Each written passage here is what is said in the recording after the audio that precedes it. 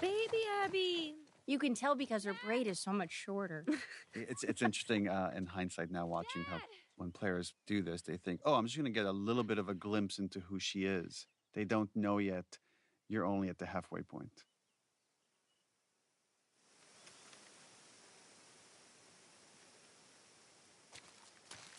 Dad!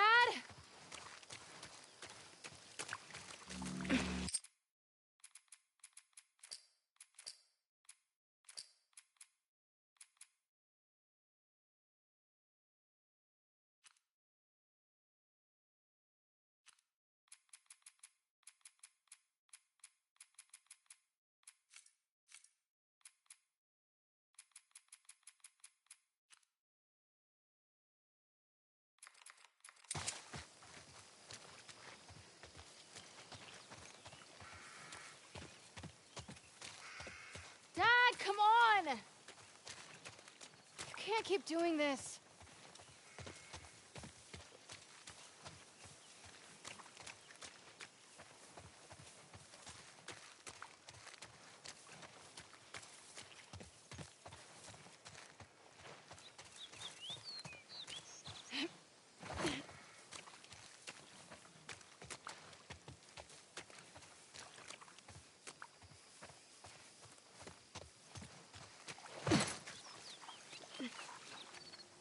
Dad! Where are you?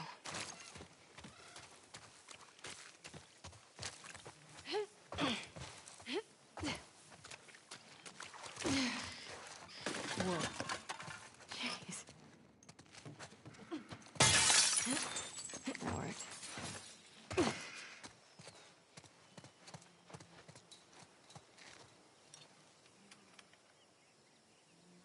Look at that. 1978.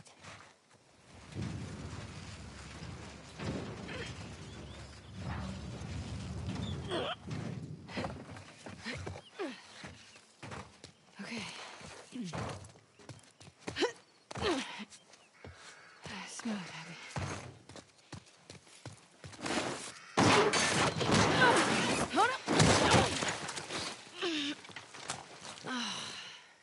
Abs? And we're about to introduce Jerry the surgeon, played by Derek Phillips, who voiced the surgeon in the first game. Right there. Another fun fact is we originally cast him as Henry before we decided to drastically change those characters, and then gave him the role of the surgeon. Believe it or not, they actually care about your safety. These woods are But that's before you knew that the second game was happening at all. Yeah. right on the other side of those trees. And? She's due any day now. We'll just check on her and then we'll head back. I promise. Like this role reversal where she's more the adult in this relationship. See? You're probably thinking about this surgeon that doesn't have much to do until Ellie shows up. How'd you know I was here? Owen ratted me out, didn't he? He did his job. I swore him to secrecy. How'd you get him to talk? I asked. Huh. She probably cut through the playground. Hey, look what I found. Oh, wow. 1978. Don't have that one in my collection. You can keep it. If you promise not to pull anything like this again. You got yourself a deal. Why don't I believe you? No reason I could think of. Come on, let's keep looking. Dad. Relax. You'll be back with Owen before you know it. Wait, what? Nothing. Just noticed you two have been hanging out a lot. More so than usual. We work together. Abs, it's fine. I like Owen. Oh, God. How long have you known? I'm your dad. I see things. Like the way you both try really, really hard not to look at each other when you're around me. You get all serious. It's very cute. I can't handle this. And he makes you laugh. That's because he's such an idiot. I just like how he's extra nice to me now. So you're taking advantage of him. No. Abs, look. Fresh tracks. Wait, this is just your sneaky way of giving me a tracking lesson, isn't it? I would never. Is it working? Well, I mean, I found you. Yeah, but you cheated. You do what you need to do to get it done. Wow. You actually listen. You have your moments of wisdom.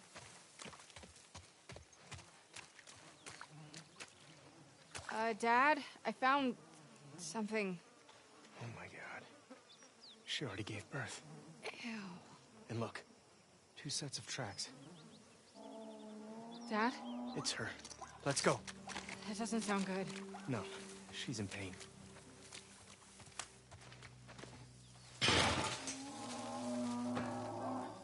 Abs.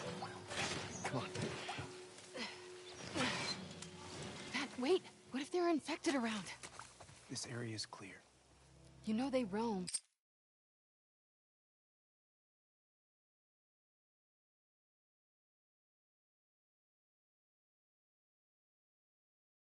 You brought your gun, right? Of course. Then I'm not worried.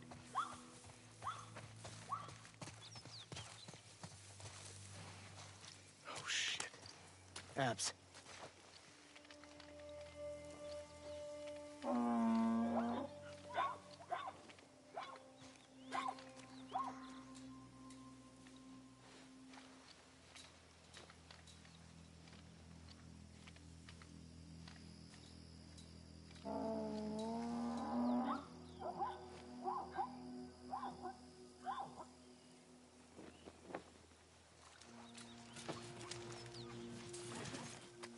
Of course, the zebra comes because, again, this is part of the Salt Lake City Zoo where the giraffes escaped that we saw in the first game.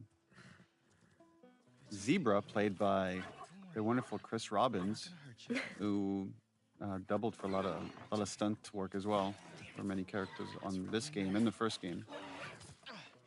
I bet nobody ever asked him to be a zebra before. No, but man, he did a good nailed it. job of being a zebra tied up in barbed wire. And he's like this big former football player, and he's just knocking everybody around here. I love Pat just coming in like, What's Well- going on? Like, yeah, what the fuck is this?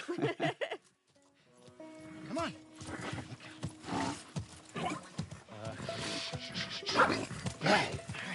You got it tight? right, and then this was originally a mini game where you had to cut the wires off of the zebra. We worked on it for quite a while, and just We did. eventually. That was a long scene. Yeah. Okay, now hold still. Yeah. Right there, that little slip in the mud. Again, that's hand animated. What the fuck? And then it's like, again, it's like the dad is acting like a child. Come on. And this was a stitch point because, again, the volume can only take you so far, and those stitches can be really tricky. But it was important in this project to always go outside the volume and just not make you feel. A lot of games, the performers could feel really constrained, like they're in a box. I wanted it to feel freer than that. The one Marlene keeps talking about. They found her in the tunnels. She has an old bite mark on her arm. No signs of infection. That can't be. They're already running tests on her, but you gotta get down there. Now there's like this glimmer of hope with Ellie, and revealing that we're in that same giraffe location. All this beauty and wonderment happened in the first game.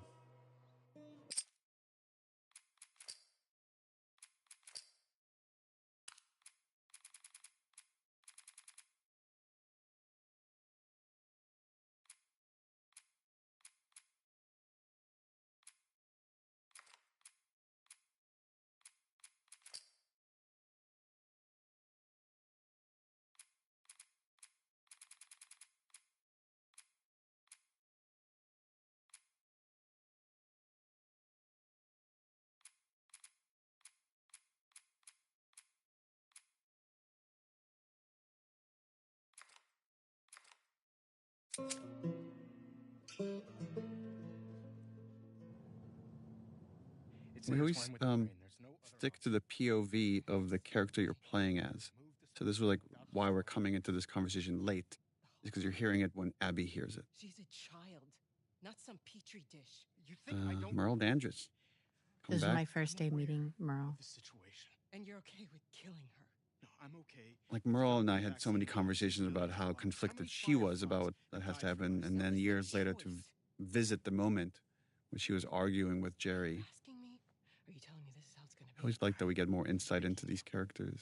To buy in. And what if this was I like seeing Marlene advocate for Ellie behind the scenes because Yeah. she's so resolved in the first game and the show, and to see that actually privately she was advocating. All of that is justified with this one act. If this was your daughter. And the parallel here with Jerry from the first game is he's repeating everything that Ellie says right outside on the giraffe sequence in the first game, which is like, all the sacrifices we've made, it can't be for nothing. He's making the same exact argument Ellie does. And then Abby walks in to give her dad an out. Look, Marlene. And Do it. Marlene is done arguing, especially in front of his daughter. Thank you. I'm gonna go tell Joel. Why? The ethical thing Marlene does here is like, I have to tell Joel, which is ultimately her fatal Oh. mistake. Yeah. I guess Jerry's fatal mistake too, but he allowed it to happen.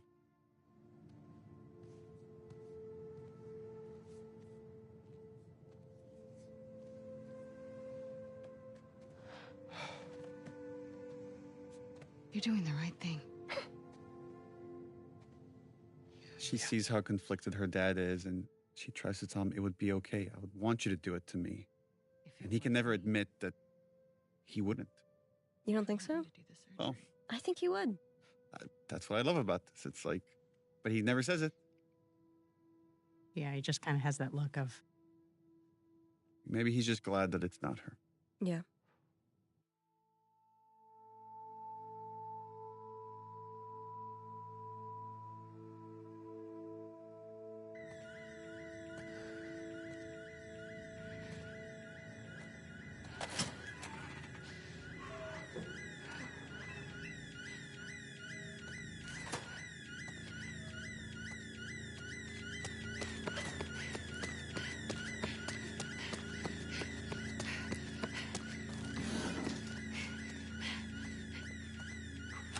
Is he still in the fucking building? Oof. Abby. Don't look. We can't spare any of our characters from seeing the trauma firsthand. yeah. Joel with Sarah, Ellie with Joel, Abby with Jerry.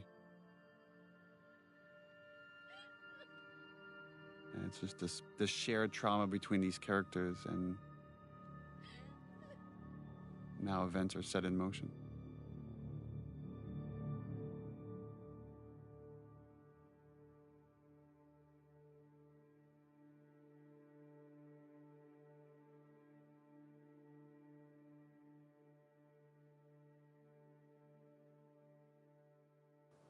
Hi, I'm Neil Druckmann, and I was the director and co-writer.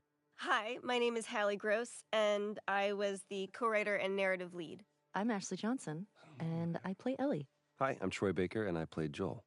This whole scene came about because we were trying to figure out how do we recap the previous game just enough for people that haven't played it, or might not have been so many years they don't even remember it. So we thought, oh, Joel could confess to Tommy. And this was, I don't know why I dug my heels in, and I was like, I do not agree with this. And I had such a problem with it because I felt like this was a secret that Joel was going to take to his grave, and he would just bear this sin. And it wasn't until we were on set, and I'm sitting across from Jeffrey, and I'm watching him just listen to Joel. And every take, we went deeper and got better, and more truth came out. It's really small, but you're right, it's really powerful and intimate of this exchange between these brothers, of just how far they've come since he's rejoined Jackson. Yeah. It's become one of my favorite scenes.